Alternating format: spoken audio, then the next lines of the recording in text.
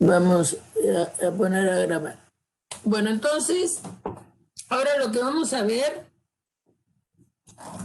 es a qué llamamos operaciones.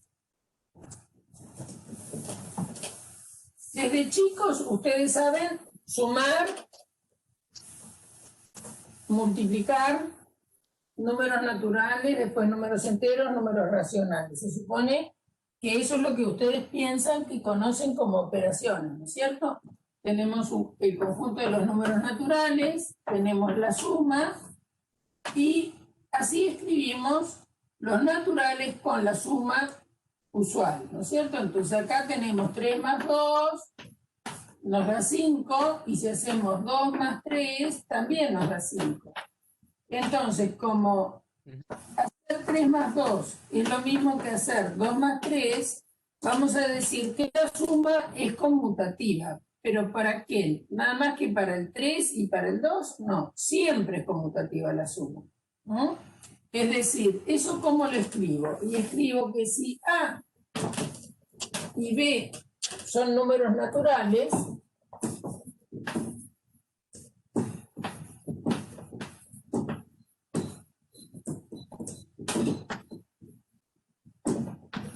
A más B es lo mismo que B más A. Y esa es la manera de expresar que la suma es conmutativa. ¿Qué quiere decir? Que si hago la operación con este orden, es decir, primero pongo A, sumo con B, da lo mismo, por eso pongo un igual, que sea B, lo sumo con A. Bueno, esa es una de las primeras operaciones que aprendimos nosotros desde chicos, ¿no? Sumar números naturales.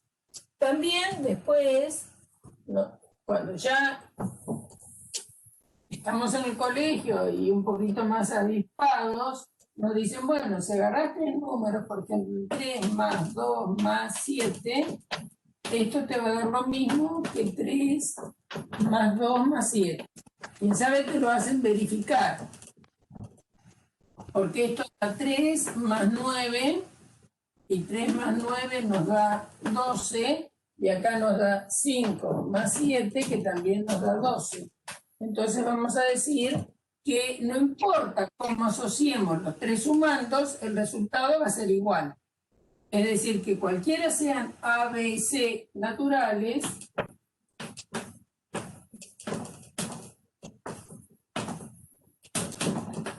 A más B más C es lo mismo que A más B más C. Esta propiedad se llama propiedad asociativa, porque importa la manera en que estamos asociando y el resultado va a ser igual. Bueno, esa es una de las primeras operaciones que nosotros conocemos, la suma en los números naturales. Después aprendemos a sumar números enteros. Entonces, tengo el conjunto de los números enteros, pienso en las propiedades de la suma de los números enteros. ¿Qué propiedades tiene? Y bueno, tiene que vale también si acá en lugar de naturales pongo enteros. Esto anda bien, si acá en lugar de naturales pongo enteros, también anda bien.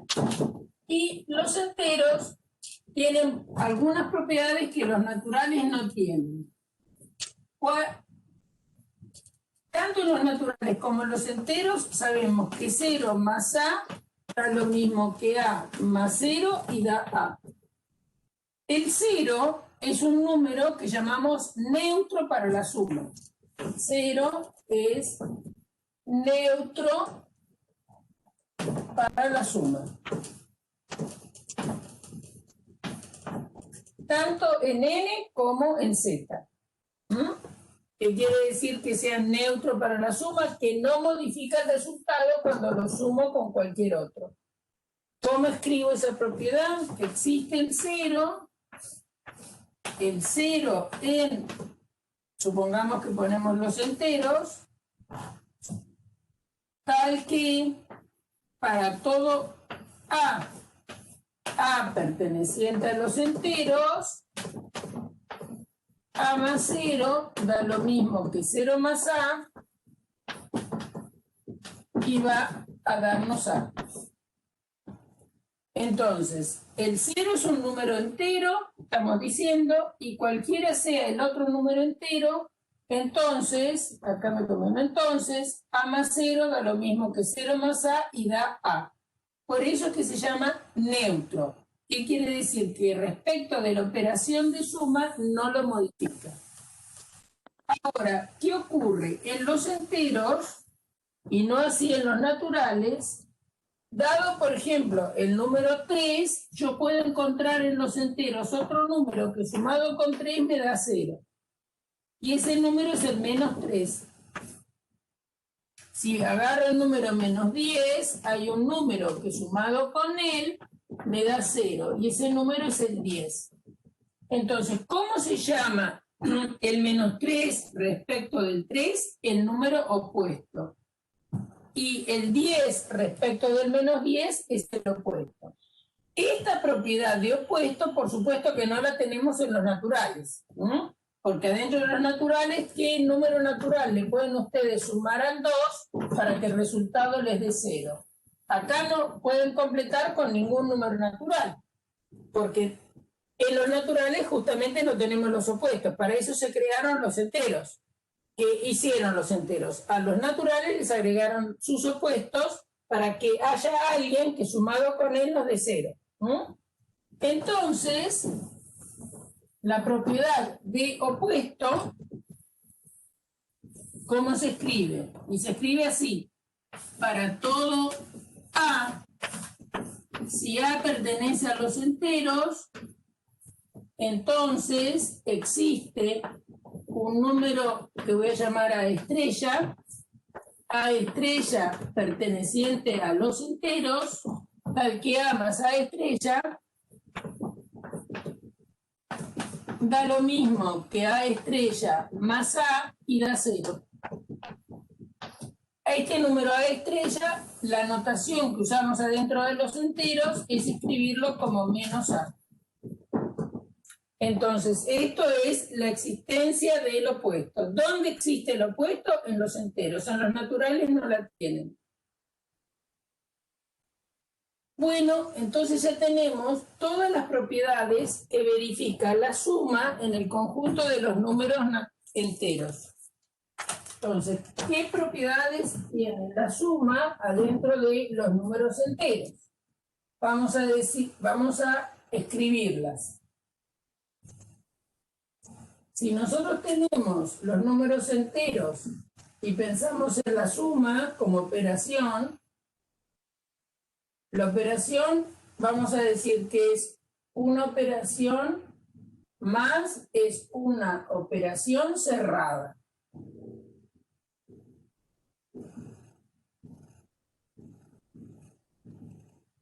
¿Qué quiere decir una operación cerrada? Que si tomamos A y B en Z, A más B también es un número que vive en Z. Entonces, si A y B están en Z, A más B también está en Z. Quiere decir que yo sumando dos números enteros no me escapo del conjunto. Por eso se llama operación cerrada. Después, ¿qué otra propiedad tenemos? Bueno, las que dijimos ahí. Que, si voy a cargar esto, las que dijimos ahí son la asociatividad, ¿no? Que para escribir la asociatividad voy a escribir que tengo tres números enteros, entonces la suma de los tres, no importa cómo asocie en el momento de sumar, el resultado me va a dar igual. Eso quiere decir que la suma sea asociativa.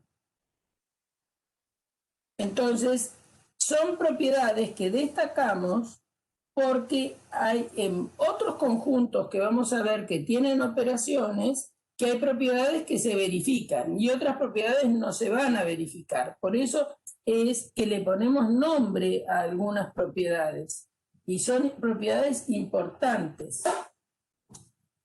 Entonces, si tenemos A, B y C en Z, entonces A más B más C va a dar lo mismo que A más B más C. ¿Se ve el pizarrón blanco? Sí, se ve. ¿Escribo acá? ¿Se ve? Chicos. Sí, se ve, profe. Gracias. Esta propiedad se llama asociativa. Después vamos a hablar de la propiedad de el neutro. Existe el cero perteneciente a Z, tal que para todo A en Z, A más 0 es lo mismo que 0 más A y da A. Entonces, esta se llama cerrada, esta se llama asociativa. Esta se llama existencia del neutro.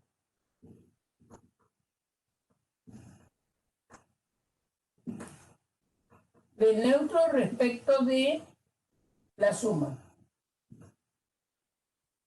Y después vamos a decir que todo elemento tiene opuesto. Para todo A que está en Z, existe A estrella también en Z, y A más A estrella es lo mismo que A estrella más A y nos da 0. Esto se llama existencia del opuesto.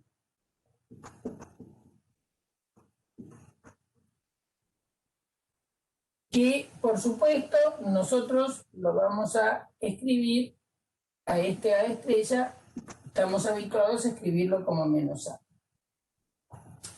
Lo que digo siempre, tener un menos adelante de una letra no quiere decir que el número sea negativo, ¿no? Si yo estoy hablando del opuesto de menos 3, ese número va a ser 3. Si estoy hablando del opuesto de 5, ese número va a ser menos 5, ¿no? Pero un menos adelante de un número no quiere decir que el número sea negativo, sino que es el número que sumado con 3, con menos 3 me da 0, ¿no? Es decir, el opuesto de menos 3 es 3. ¿Por qué? Porque tiene que ser aquel número que sumado con menos 3, ¿quién le suma menos 3 para que me dé 0? Y bueno, le tengo que sumar 3. Ahora, si pienso en el número 5, ¿quién le tengo que sumar para que el resultado me dé 0? Le tengo que sumar menos 5. Entonces, el opuesto de 5 es menos 5. Ahora, cuando hablo con letras, como no sé qué número estoy hablando de todos y de ninguno en particular, entonces el signo menos adelante de una letra no significa que el número sea negativo, sino que significa que es el opuesto del número A. Bueno, tenemos estas propiedades y hay una más importante que hay que escribir y que es la propiedad conmutativa. A más B da lo mismo que B más A. Y esto pasa siempre, ¿no? Entonces, cualquiera sean A y B para A, B en Z, cualesquiera, A más B da lo mismo que B más A. Y esto se dice que la propiedad es conmutativa. Bien, ahora, esas propiedades son las que nosotros conocemos en los números enteros. Las aceptamos sin demostración. Las aceptamos sin demostración. Tanto los naturales, las que sabemos que pasan, para la suma en los enteros también aceptamos esas propiedades sin demostración y podríamos escribir algunas que tiene la multiplicación. Ahora, yo voy a, justamente por una pregunta que me hizo un alumno, voy a hablar de operaciones. Fíjense que esto se llama operación de suma, operación de multiplicación, por ejemplo. Vamos a hablar de operaciones entre conjuntos. Es decir, tenemos conjuntos, en lugar de tener el conjunto de números, tenemos conjuntos. Entonces podemos hacer, a partir de algunos conjuntos, nuevos conjuntos. ¿Qué operaciones vamos a destacar adentro de los conjuntos? Y vamos a destacar la operación de unión. A unión B. ¿Y qué es A unión B? Es el conjunto de los X, tal que X pertenece a A o X pertenece a B. Así está definida la unión de conjuntos. Y fíjense que esto vuelve a darnos un conjunto. Es decir, que adentro de, si pienso en un universo fabricado como ese universo o pensado como un conjunto que tiene conjuntos adentro, ¿no? Lo que decíamos ayer cuando hablábamos del complemento, tengo un universo y adentro tengo algunos conjuntos, ¿eh? Tengo A, tengo B, puedo tener un conjunto C, puedo tener un D, por otro lado, ¿eh? Es decir, tengo un universo que es un conjunto. Les comento lo siguiente.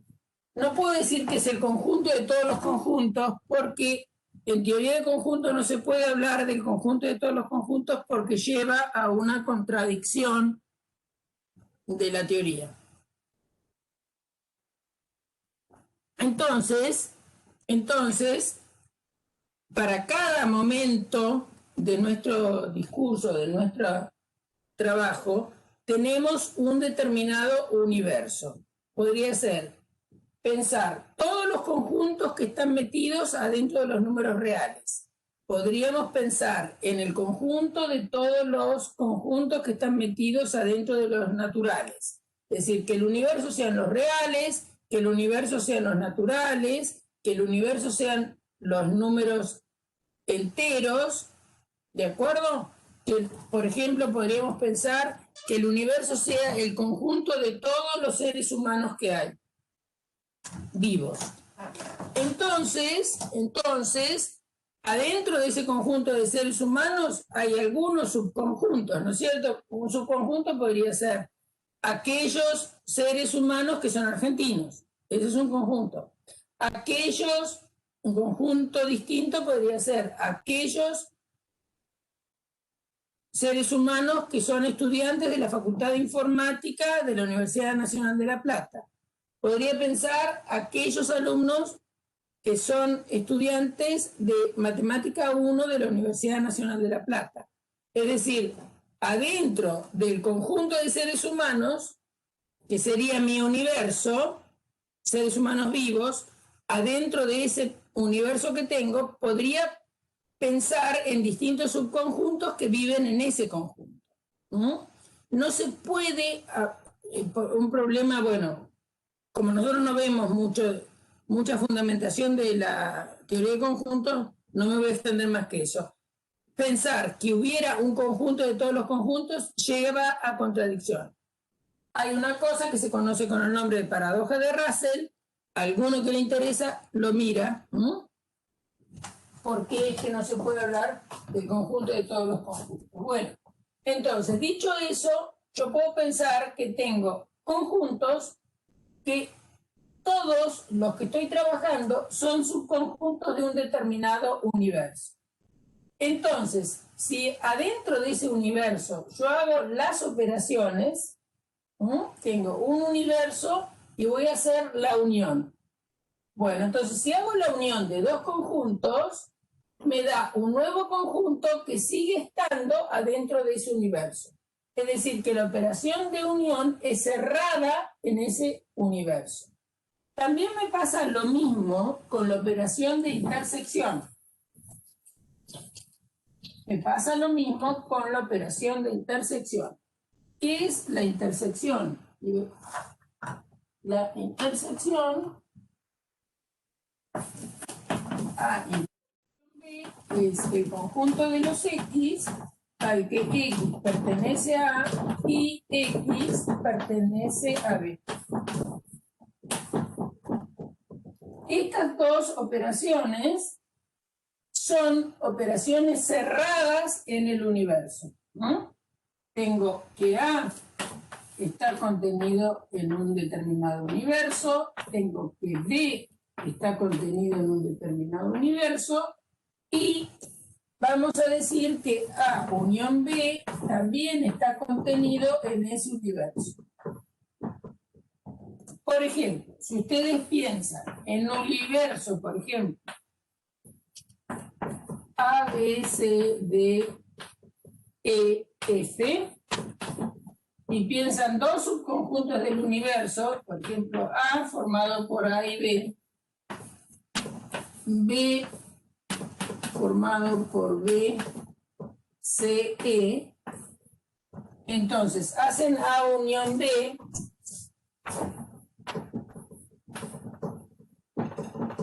¿y qué les da A unión B? ¿Qué da A unión B? Un chico que me dijo hoy que tenía problemas con unión e intersección. A ver, si ahora se anima a decirme qué le da A unión B. ¿Son los que están en A o están en B? ¿Quiénes tengo que poner en la unión? A ver, el A lo tengo que poner. Para estar en la unión hay que estar en el conjunto A o si no, estar en el conjunto B. Como el elemento A está en A, lo tengo que poner en la unión. Al B también lo tengo que poner. ¿Por qué? Porque está tanto en A como en B. Acá no tengo más nada para poner, pero acá sí puedo poner el C y puedo poner el E. ¿Por qué? Y bueno, porque ellos están en B. Entonces, A unión B me quedó que es A, B, C, E. Y fíjense que queda, ese A unión B queda contenido en el universo. Sigue siendo un subconjunto del universo. Entonces, en un determinado universo donde se definen las operaciones, la operación de unión es cerrada. ¿Qué quiere decir? No te escapas del universo. ¿Qué pasa si hacemos la intersección de estos dos conjuntos? ¿Qué es la intersección? Y son los que están a la vez en A y B. Entonces, si hacemos A intersección B, ¿qué me va a dar? Si hago A intersección B, ¿qué es lo que me va a dar? ¿Hay algún elemento en común entre A y B? ¿Qué elemento me da? El B, muy bien. Y obviamente que el B, como conjunto, está contenido en el universo. Entonces la intersección también es cerrada. Entonces A unión B está contenido, A intersección B también está contenido. Entonces, las operaciones de conjuntos son operaciones. ¿Y qué pasa? Como nosotros empezamos estudiando desde muy chicos las operaciones numéricas, lo que intentamos hacer, me voy a sentar para así me ven la cara, porque no me gusta que no me vean. Como empezamos desde muy chicos a trabajar con números, nosotros hemos de alguna manera incorporado el nombre que tienen las operaciones, las propiedades de las operaciones de suma y multiplicación. ¿Está bien? Entonces, eso hace que le pongamos los mismos nombres, cuando es que se puede, a propiedades que tienen las operaciones de conjuntos. ¿Está bien? O propiedades que tienen las operaciones de letras proposicionales, que es otra cosa que también nosotros hacemos operaciones. Piensen que dentro del conjunto de las letras proposicionales nosotros hacemos conjunción, disyunción, ¿está bien? Y esas operaciones tienen algunas propiedades.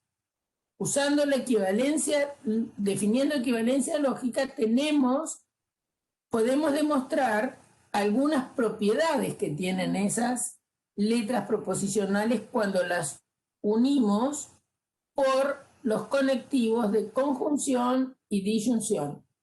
Ahora, no inventamos nada en cuanto a nombre.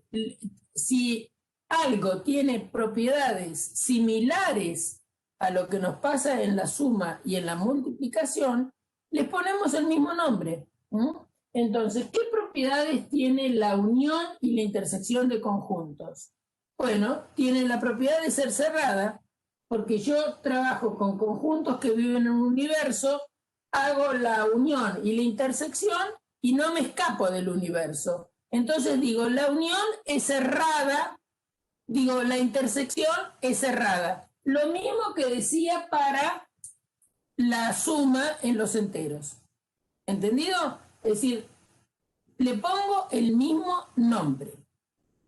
También es cierto que la unión es asociativa. Por ejemplo, es decir, que si tengo tres conjuntos cualquiera, no lo voy a hacer acá para tres conjuntos del ejemplo, ellos lo pueden hacer solos, pero ¿qué quiere decir que la unión sea asociativa? Y bueno, que si tenés tres conjuntos A, B y C, conjuntos, ocurre que A unión B unión C da el mismo conjunto que A unión B unión C. Como esto pasa, digo, la unión de conjuntos es asociativa. Fíjense que acá es muy parecido, obviamente, estoy hablando de distintos bichos, allá estoy hablando de conjuntos con la operación de unión y acá estoy hablando de números enteros con la operación de suma. Pero estoy escribiendo de alguna manera lo mismo. En lugar del símbolo, allá el símbolo de operación es la unión, acá el símbolo de operación es la suma. Entonces acá yo estoy diciendo que hacer la unión de A con el resultado de haber hecho la unión de B con C, me da igual a que hacer A unido con B, eso da un conjunto y a eso lo uno con C. Y pongo que da el mismo conjunto. Ahora, ¿cómo se demuestra esto? Esto tenemos una manera de tomar un elemento de acá, hacer cuentas, entre comillas, cuentas acá sería usar definiciones de unión, usar propiedades de la unión y llegar a ver que está acá. Acá las cuentas no son 3 más 4, 8. 3 más 4, 8, miren qué lindo. 3 más 4, 7. Acá las cuentas son tomar un elemento en este conjunto y ver que también está en este. Y tomar un elemento en este conjunto y ver que está en este. Porque acuérdense que dos conjuntos son iguales si se contienen mutuamente. Entonces, obviamente, las cuentas van a ser más complicadas, porque no son cuentas de cálculo, sino que es de razonamiento, que lo que estamos habituados a hacer cuentas en el campo numérico. Bueno, pero se usan propiedades. ¿Qué se usa? La definición. Ahora, estas cosas salen, estas demostraciones salen, porque uno tiene que P o Q o R, son letras proposicionales cualesquiera, es lógicamente equivalente con P o Q o R. Y como se tiene esa equivalencia lógica, en un momento de la demostración de esta igualdad de conjuntos, se va a usar. Y acuérdense que se dijo en Mate 0 que si uno tiene una equivalencia lógica en letras, también esa equivalencia vale para esquemas. Entonces, ¿por qué hago esa aclaración? Porque cuando uno está trabajando en conjuntos, fíjense que el conjunto unión está definido por un esquema que es X pertenece a, y esto es otro esquema, X pertenece a B. Entonces, la conjunción, la disyunción, como es en este caso, es asociativa. Eso es lo que me permite, esta propiedad es la que me permite demostrar esta igualdad de conjuntos. ¿No? Otra propiedad que vale en los conjuntos para la unión es la conmutatividad. Es decir, que A unión B es lo mismo que B unión A. ¿Y en qué se basa la demostración de esa igualdad? En que P y Q, o Q, es lógicamente equivalente con Q o P.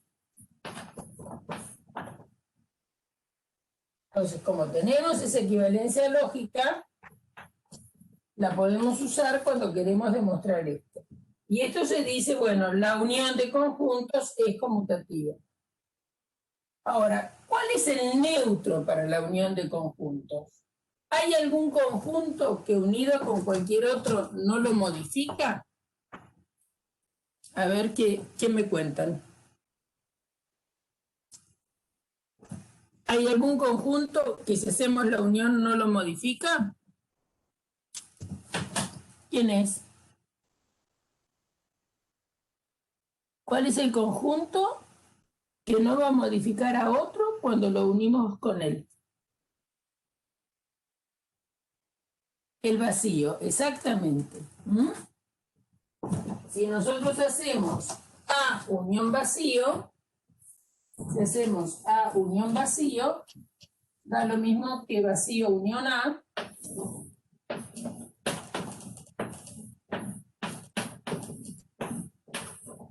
Y el resultado es A. Voy a demostrar esta. Las otras son más fáciles, por eso no las hago. Es decir, que la unión tiene un neutro, es el vacío. ¿Cómo se demuestra eso? Ahora vamos a ver. Vamos a demostrar, como ya se supone que demostramos la conmutatividad, voy a demostrar A unión vacío igual a A o vacío unión A igual a A. Una de las dos voy a demostrar porque ya dije que era conmutativo. Bueno, entonces, ¿cómo demuestro que A unión vacío es igual a A? Eso es lo que quiero demostrar. Entonces, voy a tomar un elemento que pertenezca a A unión vacío.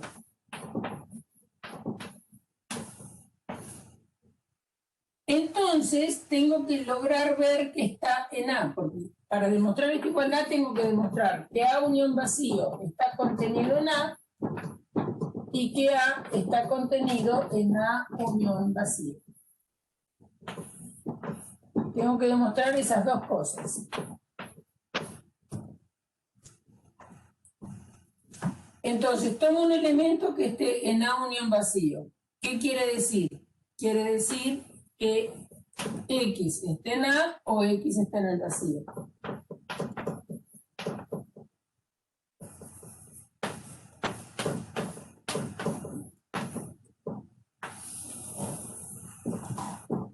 ¿Qué pasa con X pertenece al vacío?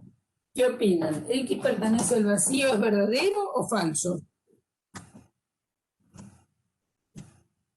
X pertenece al vacío, ¿es verdadero o falso? ¿El vacío qué es? El vacío es un conjunto que no tiene elementos. ¿De acuerdo? El vacío es un conjunto que no tiene elementos. Entonces, decir que X pertenece al vacío es falso. Entonces, hay una regla de deducción que es muy fácil de entender. A ver, vamos a ejemplificar esa regla. Después la voy a aplicar ahí. Supongamos que estamos con una persona que no miente y dice, ¿voy al cine o voy al teatro? Y esa persona no fue al cine. ¿Qué concluyen ustedes? Dijo, ¿voy al cine o voy al teatro? No fue al cine, ¿qué hizo? Fue al teatro. Fue al teatro, ¿no? Es decir, que si no se dio uno de los dos disyuntos, es porque se dio el otro. ¿Está bien? ¿Se entiende eso? Otro ejemplo. Juan estudia o Juan mira televisión. Juan no estudia. ¿Qué hizo Juan? Mira televisión. Claro, no tiene más que esas alternativas. Si en una disyunción una de las dos cosas no se da, se tiene que dar la otra. ¿Por qué? Porque piensen que en la tabla de verdad de la disyunción, por eso les dije que las tablas de verdad no se pueden apartar de ellas nunca, en matemática ni tampoco en computación, ¿no? ¿Cómo es la tabla de verdad de la disyunción? La tabla de la verdad de la disyunción me dice que con que una sea verdadera, la disyunción es verdadera.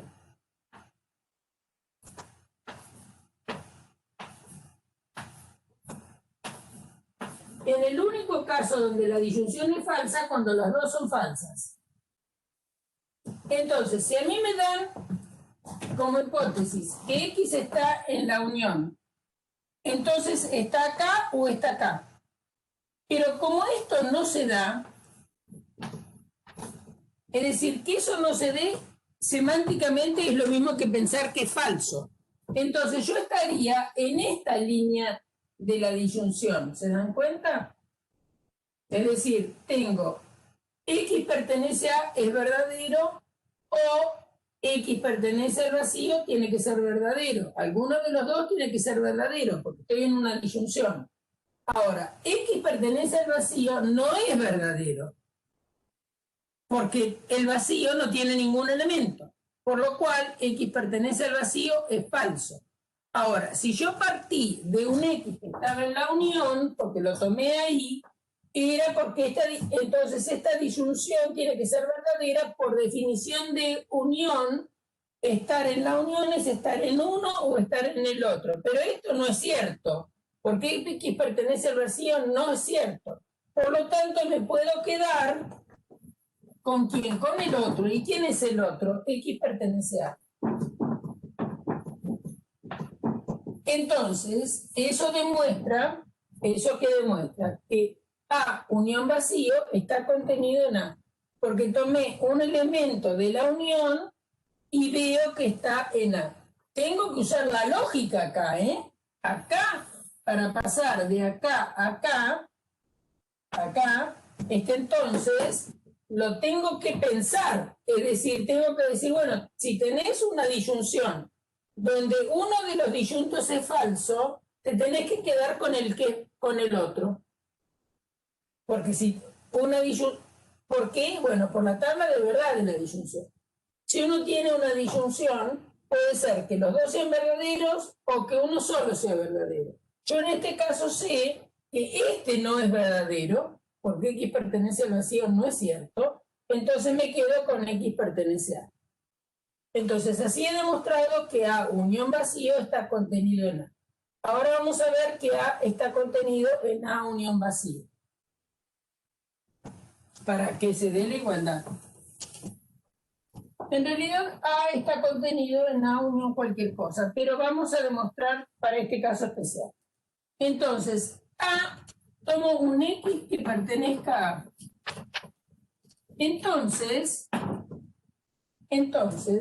fíjense que si ustedes a algo que tienen como hecho le agregan de manera disyuntiva cualquier cosa, esa disyunción que están fabricando va a ser verdadera, porque ¿cómo es la tabla de verdad de una disyunción? Si es verdadero P, si le agrego algo que es verdadero, la disyunción es verdadera. Si es verdadero P y le agrego algo que es falso, la disyunción también es verdadera. ¿Está bien? Es decir, si yo parto de P, agregándole a P algo que pudiera ser verdadero o falso, voy a tener una disyunción verdadera. Entonces, yo parto de X pertenece a. Entonces, yo voy a decir lo siguiente, X pertenece a o lo que se me ocurra. Y a mí se me ocurre escribir X pertenece al vacío. ¿Por qué se me ocurre escribir X pertenece al vacío? Podría haber escrito Gimnasia salió campeón del mundo. ¿Está bien? X pertenece a o Gimnasia salió campeón del mundo. O podría haber escrito X pertenece a o Boca gana el domingo. Cualquier cosa por el estilo. Es decir, que acá yo podría haber agregado cualquier cosa. Ahora, ¿por qué agregué X pertenece al vacío? Porque yo quiero demostrar que A está contenido en A unión vacío. Entonces, yo agregando a X pertenece a o X pertenece al vacío, logro la definición de A unión vacío, que es mi objetivo. Entonces, le agregué esto a propósito. Les digo, podría haber agregado cualquier otra cosa como Q, una disyunción. Si esto lo tengo, le puedo agregar algo, una disyunción con cualquier cosa. Pero bueno, la cualquier cosa que me conviene, como casi siempre hacemos en matemática, agregamos algo que nos conviene, y me conviene agregar X pertenece al vacío porque así yo logro ver que el X, si está en A o en el vacío, está en A unión vacío.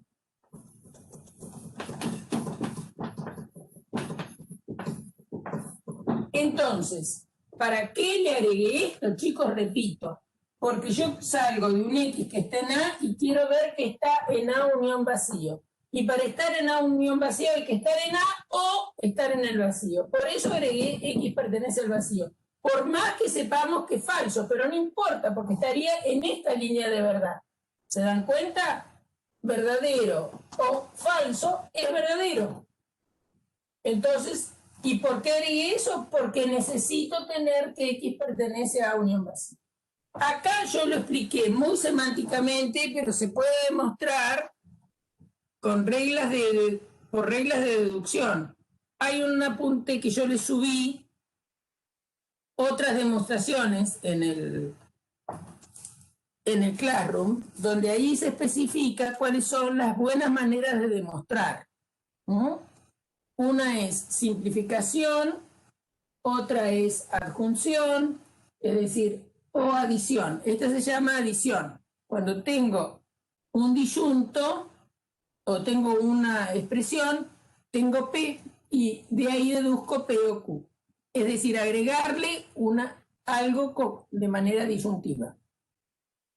En cambio, no puedo agregar algo de manera conjuntiva porque acuérdense que la conjunción es verdadera si los dos son verdaderos. Entonces no le puedo agregar cualquier cosa de manera poniendo un símbolo de conjunción.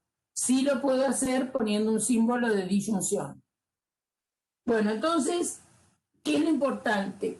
¿Para qué estábamos haciendo esa demostración? Esa demostración la estábamos haciendo para demostrar que cualquiera sea el conjunto A, si hacemos A unión vacío, nos da A. Eso significa que el vacío no modifica a la cuando hacemos la unión. Es decir, que el vacío es el neutro para la unión. ¿Se entendió? El objetivo es decir que la unión tiene neutro. El neutro es el conjunto vacío. El neutro es el conjunto vacío. Ahora, el neutro será... Perdón, el vacío será neutro para la disyunción, para la intersección. ¿Qué les parece? ¿Qué da a intersección vacío?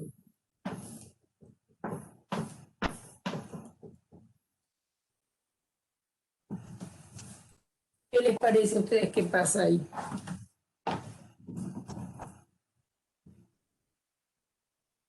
¿Alguien se anima a contestarme qué me da a intersección vacío?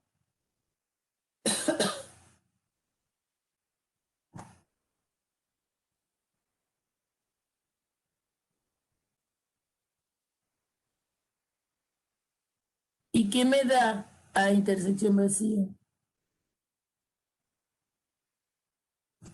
Bueno, bien, vamos a poner la definición. A intersección vacío es el conjunto de los X, tal que X pertenece a A y X pertenece al vacío. ¿Y qué pasa acá? ¿Hay algún elemento que verifique X pertenece al vacío? Me parece que alguien estaba encaminado. ¿Hay algún elemento que verifique esta condición? ¿X pertenece al vacío? Ninguno lo verifica, ¿no es cierto? Entonces no hay ningún elemento que verifique las dos cosas. No hay ningún elemento que verifique las dos cosas. ¿Y qué quiere decir que no haya ningún elemento que verifique las dos cosas? A mí me tiene que dar por resultado un conjunto. ¿Y qué pasa si no hay ningún elemento que verifica las dos cosas? ¿Qué conjunto me da? ¿Qué conjunto me da? Si no hay elementos que lo verifiquen. Intuitivamente, ¿qué les da un conjunto? Vacío. Me da vacío. Me da vacío.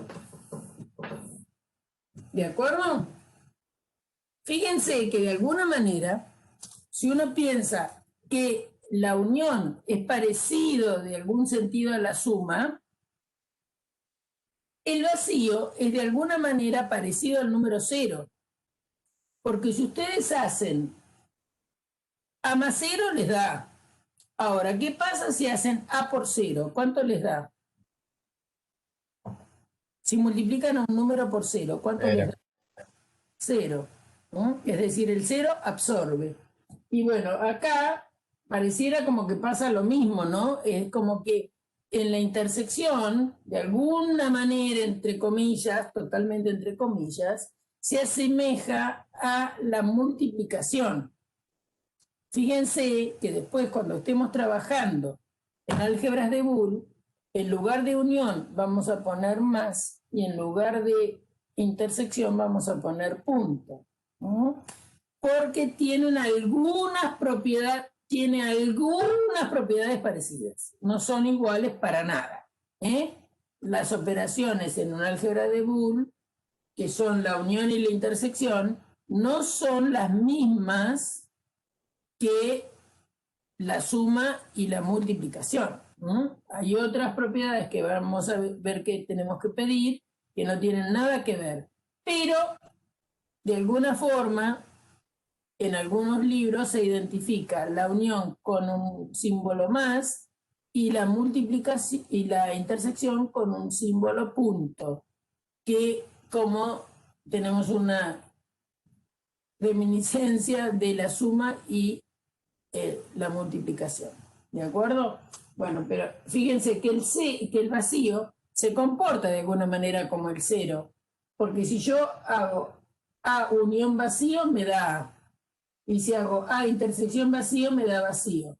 Y eso es para cualquier conjunto A.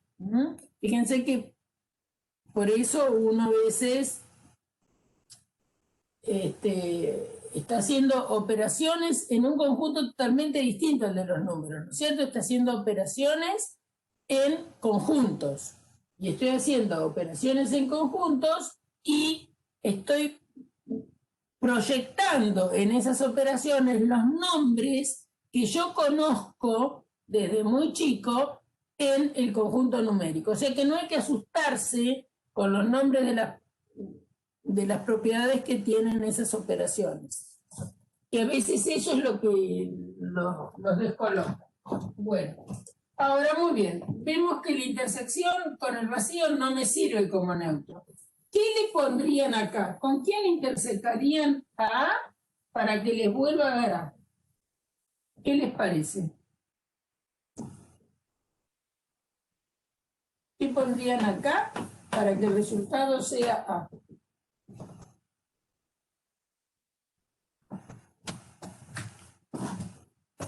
¿Alguien recuerda qué es lo que pondría?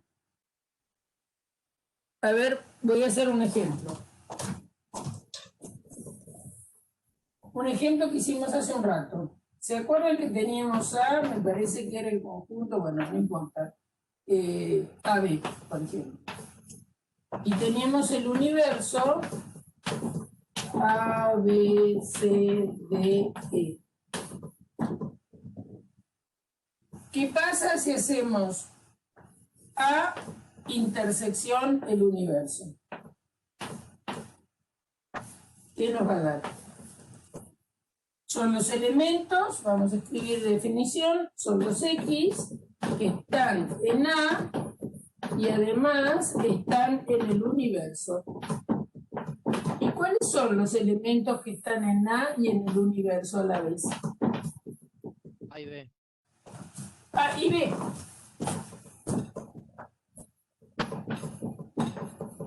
Muy bien.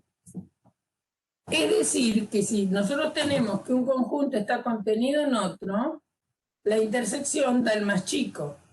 Y bueno, el más chico entre un conjunto cualquiera y el universo es el conjunto cualquiera. Porque todos están contenidos en el universo, ¿no? Es decir, A está contenido en el universo. Por eso es que A intersección el universo nos da A. Entonces, el neutro para la intersección es el universo. No solo en este ejemplo, sino que siempre. El neutro para la intersección es el universo.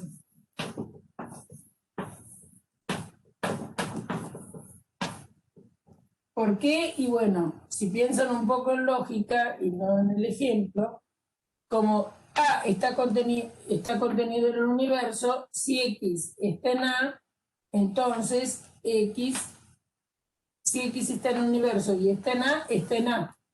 Me puedo quedar, si esta conjunción es válida, es porque son válidas las dos. Entonces me puedo quedar con X pertenece a. Y ahí demostraría que que la intersección está contenida en A. Y A está contenida en el universo, lo sé como hipótesis. Por lo tanto, A intersección universo es A. Entonces, el neutro para la intersección es el universo. Entonces, repito, tenemos la operación de unión, es una operación binaria cerrada. ¿Qué propiedades tiene? Es asociativa, es conmutativa, tiene un neutro que es el vacío. La intersección es binaria, cerrada, es asociativa, tiene neutro que es el universo. Es decir, que tenemos propiedades similares a aquellas. ¿Qué pasa con la existencia del opuesto? Porque también uno se podría preguntar en eso. Bueno, entonces ahí ya tengo que pensar en un conjunto muy particular donde esté definiendo las operaciones. Entonces, recuerdan que nosotros teníamos adentro del universo el complemento de A. ¿Y qué pasaba que ayer destacamos? Que si nosotros hacíamos un conjunto unido con su complemento, me daba el universo. Y si hacíamos un conjunto intersección, el complemento me daba el vacío. Entonces, esa es lo que pasa, ¿no? El opuesto respecto de la unión es el complemento. El opuesto, entre comillas, respecto de la unión es el complemento. Perdón, respecto de la intersección es el complemento. Y respecto de la unión, estoy diciendo, déjenme que, no sé qué dije, o sea que voy a pensar lo que dije. Que si yo hago A intersección su complemento me da vacío, ¿no es cierto? A intersección su complemento me da vacío. Entonces el complemento sería respecto de la intersección. ¿Y cuál es el complemento ¿qué pasa con el complemento respecto de la unión? Si hago A unión su complemento, me da el universo. ¿No? Entonces, el opuesto respecto de la unión es el complemento, porque la unión de A con su complemento me da el universo. Muy bien. ¿Dónde vamos a trabajar estas operaciones que tienen estas propiedades buenas y algunas no tanto? Lo vamos a trabajar en el conjunto de partes. ¿Qué es el conjunto de partes?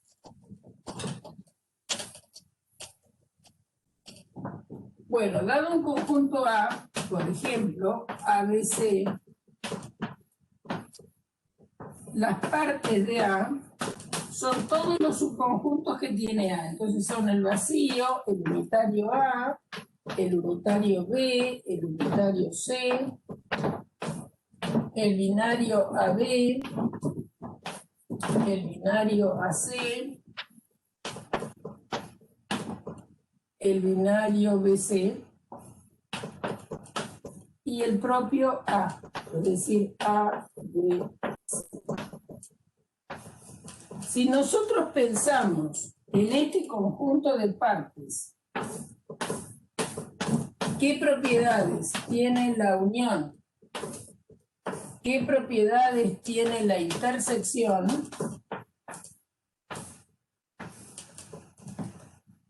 Entonces vamos a ver que tiene muy buenas propiedades. Tiene todas las propiedades que dijimos antes, donde el conjunto vacío y este que es el total, el conjunto A, van a oficiar de neutros para la intersección o el vacío neutros para la unión.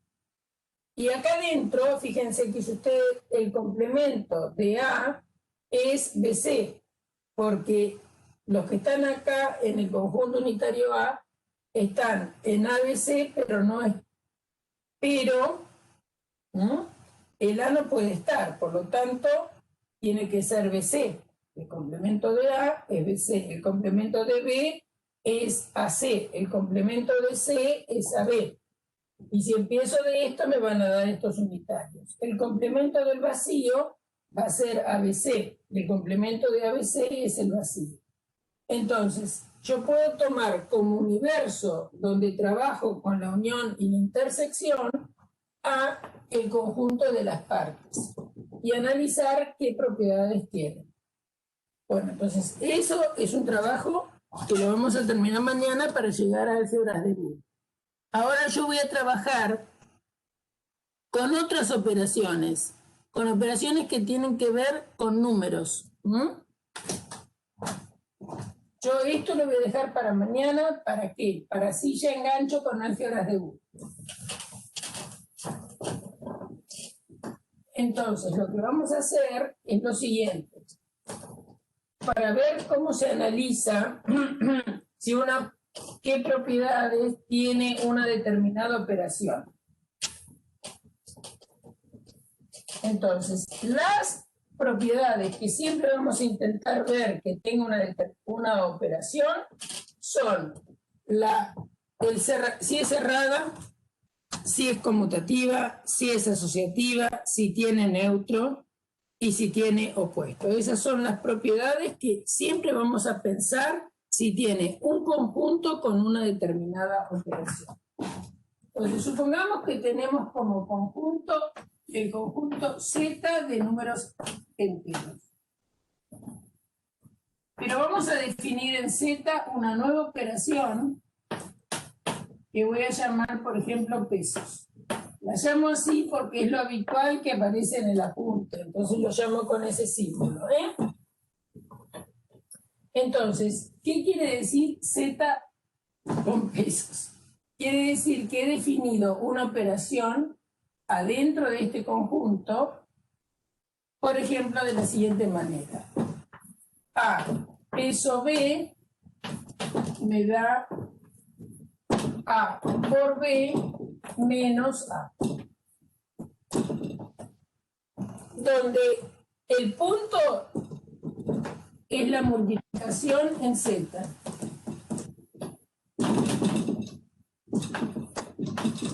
Y este signito menos es la resta del z. Pero no se olviden que restar en z es sumar el opuesto, ¿no? O sea que vamos a mirar qué propiedades tiene peso. Entonces, primera pregunta. ¿La operación pesos es cerrada en z? ¿Qué quiere decir esto? ¿Qué quiere decir esto que me estoy preguntando? Quiere decir que si tomo dos números enteros y hago A peso B, ¿da un entero?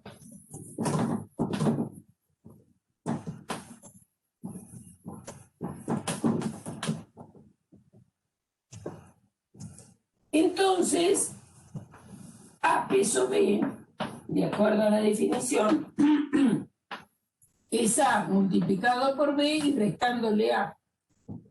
Todos sabemos que multiplicar enteros, esto es un entero. Está en Z. Y si a un entero le resto otro entero, está en Z. Entonces, como la multiplicación de enteros es un entero y la suma de enteros es un entero, entonces el resultado me da un entero. Fíjense que sería un ejemplo. Los ejemplos no sirven para demostrar, sino para que vean cómo funciona la operación, nada más. Esto es lo que hice como demostración. Dije que si multiplico enteros me da entero, y si a un entero le resto otro entero, me da un entero.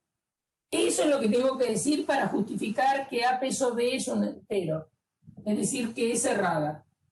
¿Cómo funciona esto? Si vos tenés 3 peso 4, va a ser 3 por 4 menos 3.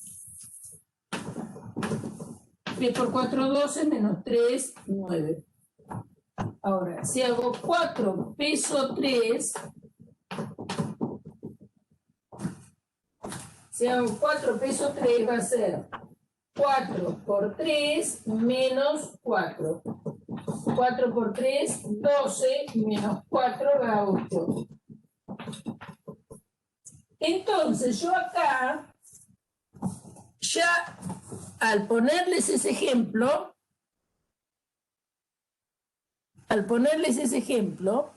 donde hicimos A 3 peso 4 y 4 peso 3, ¿qué pasó con el resultado? ¿Cómo nos dio el resultado? ¿Igual o distinto? ¿Cómo nos dio? En un caso me dio 9 y en otro caso me dio 8. Por lo tanto, ¿va a ser conmutativa la operación?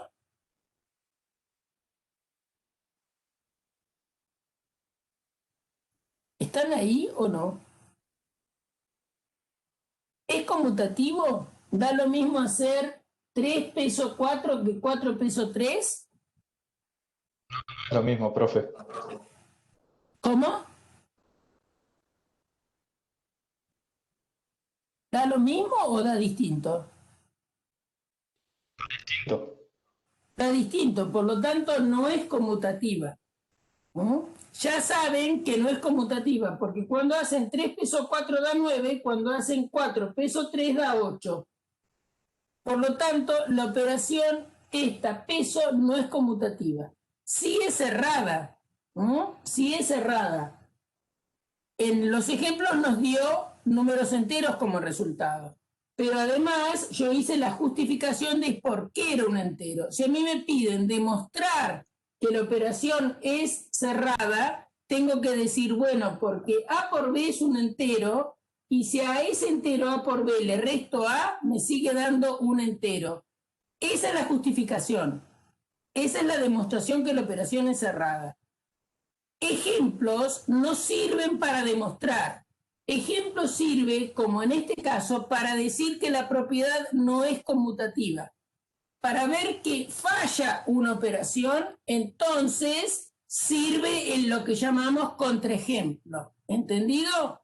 Entonces, como 3 es peso 4 da 9 y 4 peso 3 da 8, como son distintos los resultados, entonces la operación peso no es conmutativa. Para demostrar que no es conmutativa, alcanza con un ejemplo en contra. ¿Qué quiere decir un ejemplo en contra? Donde haciendo A peso B me dé distinto de B peso A. Yo encontré el número 3 y 4 en el caso que me dan distinto. Entonces ya sé que la operación no es conmutativa. Bueno, vamos a ver si esa operación tiene neutro. Vamos a ver si tiene neutro. ¿Tiene neutro?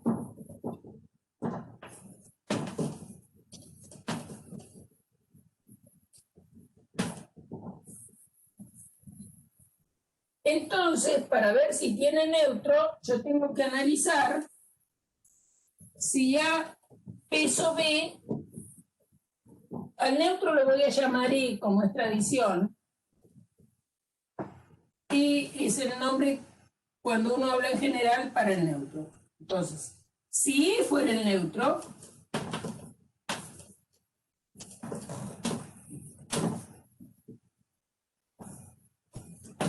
tendría que verificarse que E peso A dé lo mismo que A peso E y de A.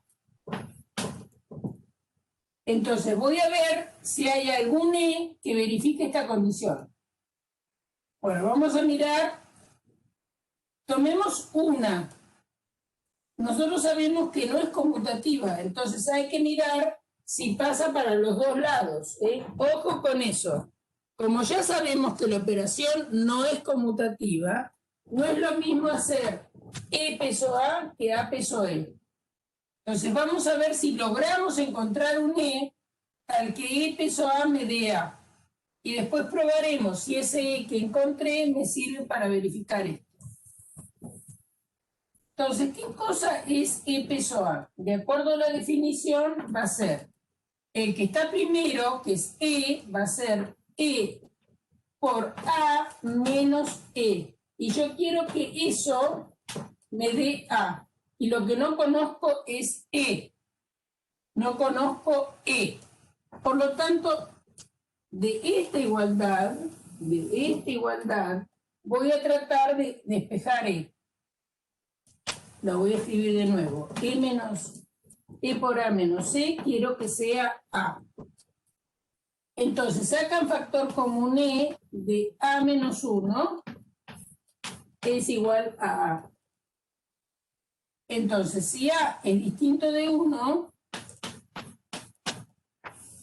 esto no es 0, y entonces E les queda que es igual a A sobre A menos 1. Esa tendría que ser la forma del neutro y está definida para A distinto de 1. Yo les voy a hacer un comentario que es el siguiente. Evidentemente que el neutro no va a existir, porque para que exista el neutro no tiene que depender del A, tiene que servirme para cualquier A. Fíjense cuál es la definición del 0 como neutro. Existe un número 0 tal que para cualquier A, él sirve independientemente de quién sea. A más 0 me da lo mismo que 0 más A me da 0. Este E que yo estoy encontrando me ha quedado, decimos en términos, porque me ha quedado expresado usando el A. Lo que quiere decir que si yo cambio de A, me va a cambiar el valor del neutro. Este neutro me sirve para este A, pero si pongo otro A, no me va a servir. Por ejemplo, ¿qué quiero decir? Si A vale 3, el neutro me daría 3 sobre 2. Y fíjense que esto no es entero. Por lo tanto, no hay un entero que sirva como neutro. Porque si A vale 3, me queda 3 medios. Si A vale 2, Si A vale 2, me queda 2 dividido 1. Me queda 2. Si A vale 2, el neutro me da 2, me da 2. Si A vale 4, me va a quedar 4 sobre 3. Entonces, ¿se dan cuenta que el neutro no existe? ¿Mm? ¿Por qué? Porque depende del A.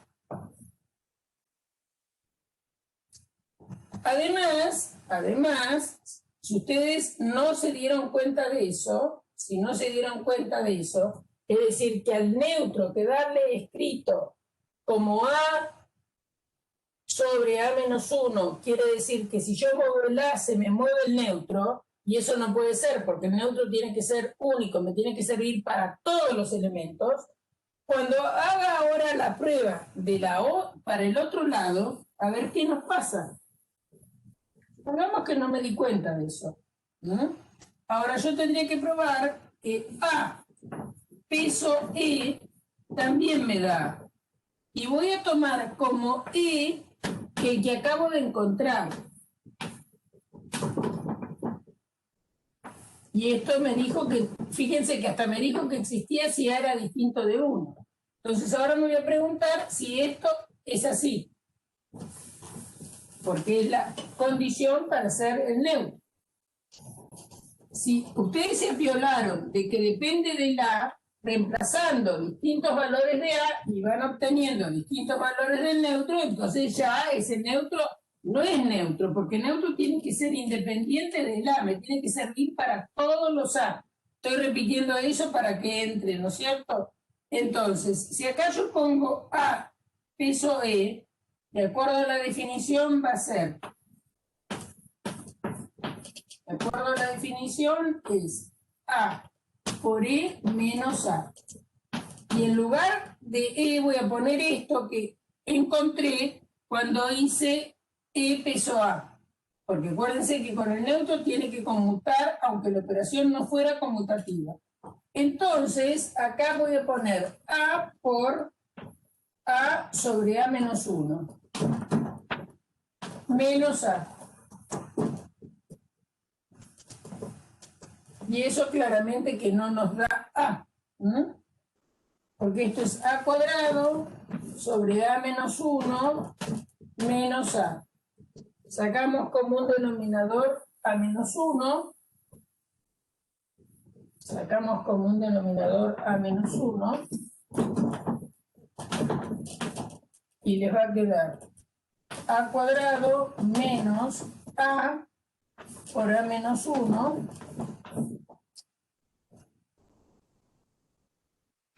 Y el resultado va a ser A cuadrado menos A cuadrado más A sobre A menos 1. A cuadrado con A cuadrado se va y les queda A sobre A menos 1. Y nosotros queríamos que nos diera A. Y no nos da A, nos da A sobre A menos 1. Por lo tanto, no tiene neutro. No tiene neutro. ¿Quién no tiene neutro? Esta operación así definida. No tiene neutro. ¿Por qué? Repito, para que algo tenga, ese peso tenga neutro, tiene que pasar que A peso E de lo mismo que E peso A y de A. Entonces, cuando yo usé, porque ya sabíamos que no era conmutativa, usé A peso E e impuse que fuera A, ¿está bien? Perdón, cuando E peso A y impuse que fuera A, me dio que el neutro tenía que ser así. Y cuando eso lo pongo en A peso E, me doy cuenta que no me da A, sino que me da A sobre A menos 1. Luego, esta operación no tiene neutro. Otra manera era, cuando ustedes habían logrado ver que si hacían E peso A igual a el neutro parecía que tenía que ser este. Cuando ustedes le daban a distintos valores, el neutro iba cambiando. Entonces, el neutro no puede cambiar. El neutro tiene que ser algo que sirva para todos los valores. Entonces, si yo cambio, cambio de A, no me puede cambiar el neutro. Si A vale 1, me da un valor. Si A vale 2, me da otro valor. Si A vale 3, vale otro valor. Si A vale 1, no está definido porque no puedo dividir por 0. O sea que, efectivamente, esta operación no tiene neutro. Entonces, ¿es cerrada? Sí. ¿Es conmutativa? No. ¿Tiene neutro? No. Tampoco va a ser asociativa. Es decir, agarren ustedes 3 elementos enteros y hagan A peso B y después peso C. Eso se los dejo a ustedes y vean que eso es distinto a hacer A peso B peso C. Vean que no se da la igualdad, es decir, no es asociativo. Es decir, que lo único que es esta operación es cerrada. Bueno, entonces, para mañana, que ya estamos terminando, para mañana vamos a tener que hacer varias cosas, ¿eh?